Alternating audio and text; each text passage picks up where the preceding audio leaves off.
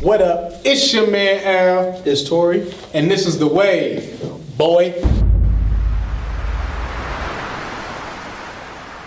So, what's up with Ye, man? Well, first of all, I'm not even gonna ask that because Ye is Ye. His behavior, whatever Kanye does, we just chalk it up and say, you know what, that's Ye. Mm-hmm. You know? So, a couple weeks ago, the Kid Cudi thing, they were going back and forth, rant on Twitter. But you could still see that there was some type of connection there that wasn't gonna just go away. Mm-hmm. And what do you know, last night, Kid Cudi pops up to a Ye show. And they have a bro moment. And that's really an understatement. I'm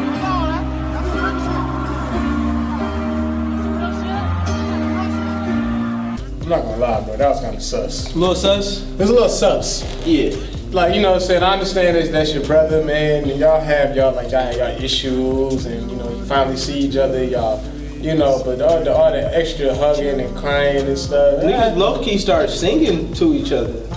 And that's what makes it even worse. That was just super sus. Like, I don't know how I feel about it, man.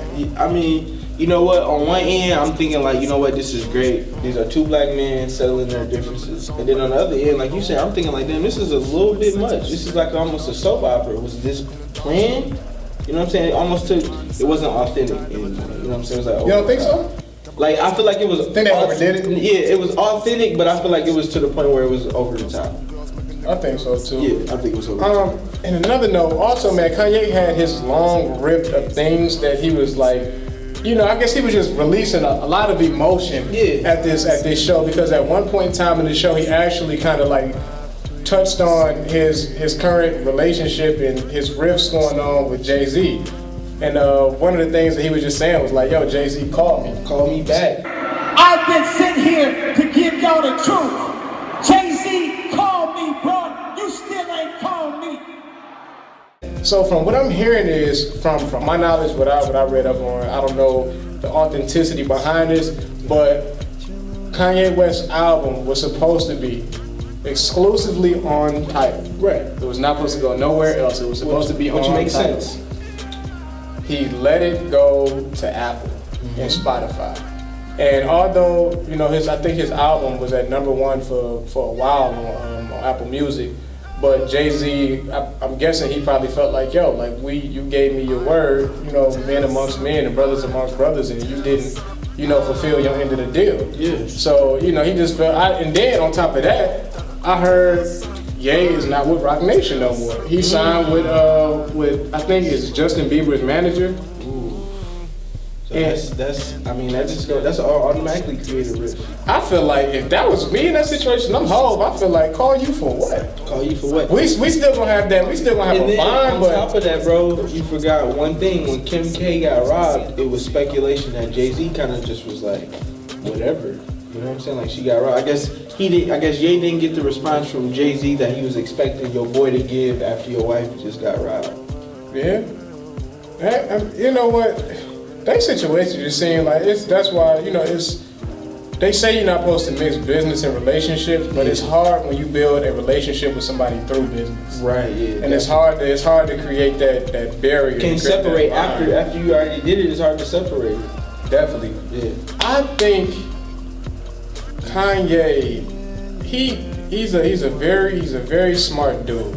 He's a very smart dude, but sometimes he doesn't know when to say certain things. Right. And he's had his times when he got on stage with Taylor Swift, and you know, he had, even when he was in front of the camera with Mike Myers, and he said George Bush don't care about black people, which is probably true, which is more than likely true. Or you ain't got the answers. Or you don't have the answers. Or how about Sway? You ain't got the answers, man. After the presidential election, you say you would have voted for Trump. You know how most of the people feel. First of all, half of America didn't even vote, so that should tell you how they felt about the candidates. Mm-hmm. So you're gonna get on stage and talk about probably the most hated man in the world right now, Donald Trump, and say you would have voted for him? If you would have voted. If you would have voted, which is even, I'm not even gonna go there. I personally, I feel like it's a tricky situation with that.